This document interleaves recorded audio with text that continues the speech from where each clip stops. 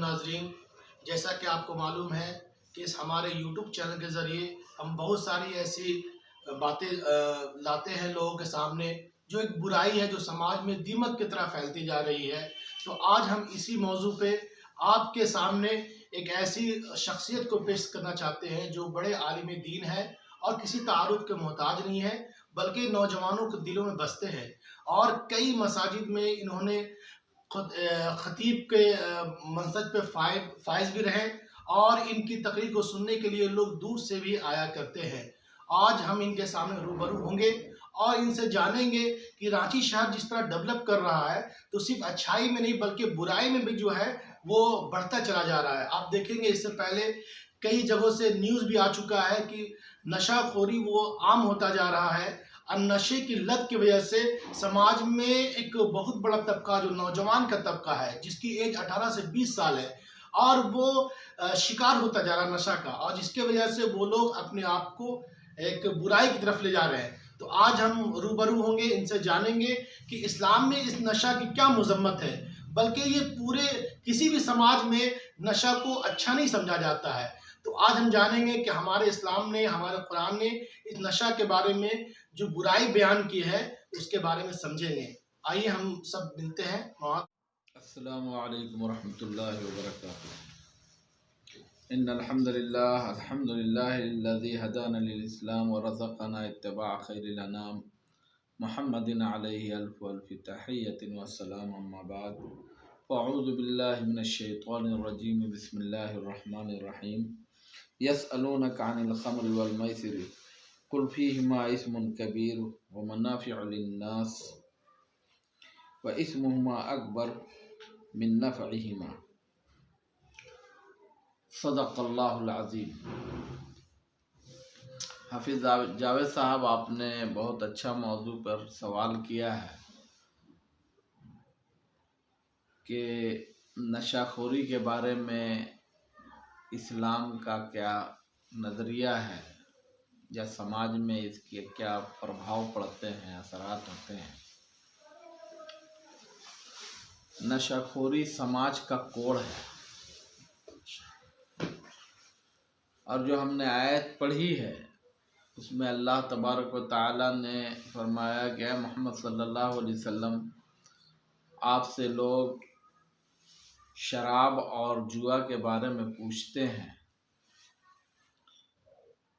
इसमें थोड़े से नफ़ा भी है लोगों के लिए, लेकिन इसका गुनाह या इसका नुकसान इसके फ़ायदे से बहुत बड़ा है। गुनाह भी बड़ा है, नुकसान भी बड़ा है। ये ऐसा सोशल करप्शन है जिसमें सिर्फ नशाखोरी वाला आदमी ही मुतासिर नहीं होता, बल्कि उसके इर्द गिर्द जो भी लोग हैं वो पूरा माहौल मुतासिर होता है। जब ये कुछ खा पी लेता है, नशे में आ जाता है, होश खो देता है, तो फिर गाली गलौज पे उतर आता है, बदतमीज़ी पे उतर आता है, माँ बहन की तमीज़ उसकी निगाहों से ओझल हो जाती है और ऐसी ऐसी हरकतें कर डालता है जो बाद में उसको बताया जाए तो शर्मिंदगी से उसकी आंखें झूल जाती हैं। और हमारे समाज में आज के डेट में नौजवानों में एक फैशन सा हो गया है नशा करना।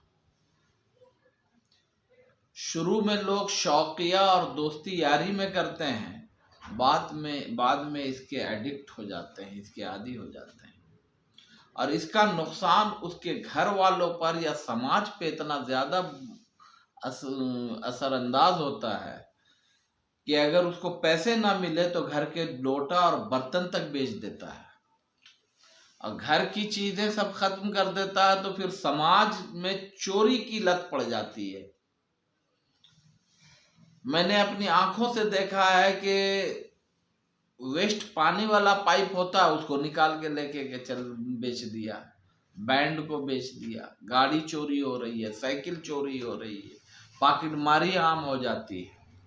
तो नशाखोरी एक ऐसी लानत है और ऐसी आग है जो आज जो बच्चा उसके अंदर मुलविस है, अगर उसको नहीं रोका गया और शरीफ आदमी ये सोच रहा हो कि मेरा घर बचा हुआ है अल्हम्दुलिल्लाह, तो कब उसके घर में ये आग पहुंच जाएगी कुछ कहा नहीं जा सकता। इसलिए इस समाज को पाक करने के लिए और नशाखोरी से दूर रखने के लिए पूरे समाज को खड़ा होना पड़ेगा। उलमाए किराम तो माशाअल्लाह मस्जिदों से इसके खिलाफ बयान करते ही हैं, लेकिन सो कॉल्ड व्हाइट कॉलर लोग जो हैं वो समाज में नहीं उतरते हैं, वो कुछ करते नहीं हैं, खाली अपने ड्राइंग रूम में बैठ करके तनकीदें करते रहते हैं और डींगे हाँकते रहते हैं कि ये उलमा कुछ नहीं कर रहे, वो कुछ नहीं कर रहे, फला कुछ नहीं कर रहा। तो ये जान लीजिए कि आप अपने बच्चों को शरीफ जरूर समझ रहे हो, पता नहीं वो टैबलेट खा के सोता हो, कुछ कहा नहीं जा सकता है। अब तो मामला ऐसा है कि नशाखोरी का कि खांसी की दवाएं खांसी के बहाने से जाकर के ले रहा है आदमी, आधी बोतल पी ले रहा है, आधी बोतल छुपा दे रहा है और फिर दूसरे दिन वो आधी बोतल पी रहा है, यानी पता भी नहीं चल रहा है कि वो शराब पिए हुए और वो शराब ले रहा है, क्योंकि उसमें अल्कोहल बहुत ज्यादा होता है। नींद की गोलियां ले रहा है, डेंड्राइट वगैरह से नशा कर रहा है, यहां तक कि लोग पेट्रोल भी पी रहे हैं, मट्टी तेल पी रहे हैं, उससे भी नशा होता है।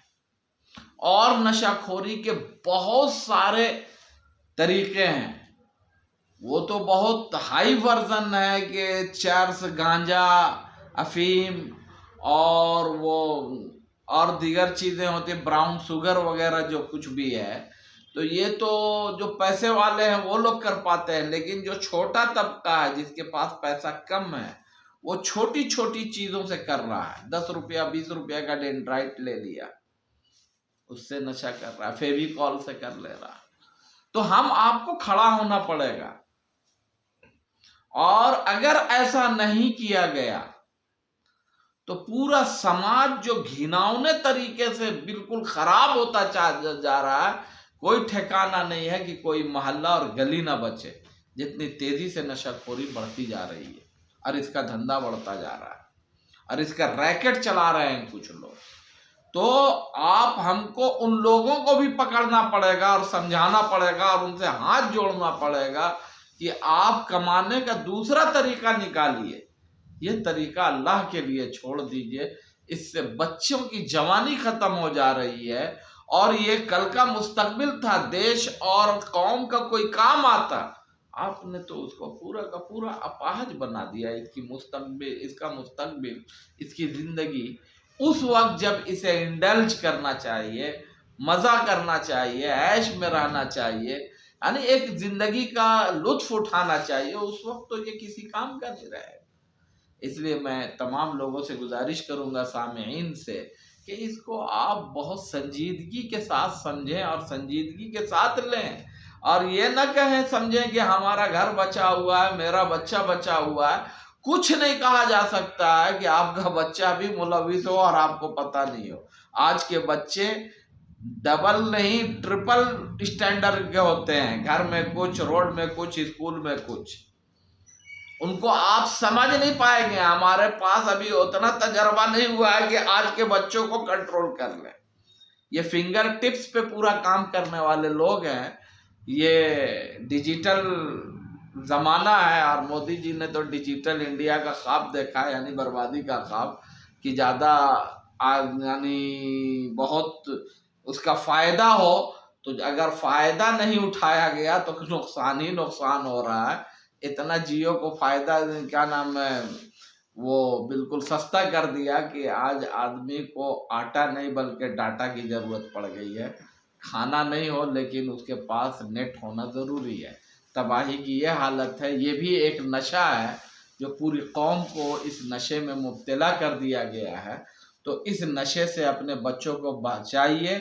और उन माँ बाप पर तो मुझे बड़ा अफसोस होता है जिन्होंने टीन एज बच्चों को, यानी 15-16 साल के बच्चों को आपने smartphone with package, net package जो पकड़ा दिया है, गोया कि आपने जहर ही नहीं दिया बल्कि बहुत बड़ा संख्या, बहुत ख़तरनाक संख्या दे दिया है जो इसकी तबाही, इसकी ज़िंदगी तबाह करने के लिए काफ़ी है। अल्लाह आप और हमें सबको समझ अता फरमाए और अपने बच्चों को बचाने की तौफीक अता फरमाए। अस्सलामु अलैकुम व रहमतुल्लाह।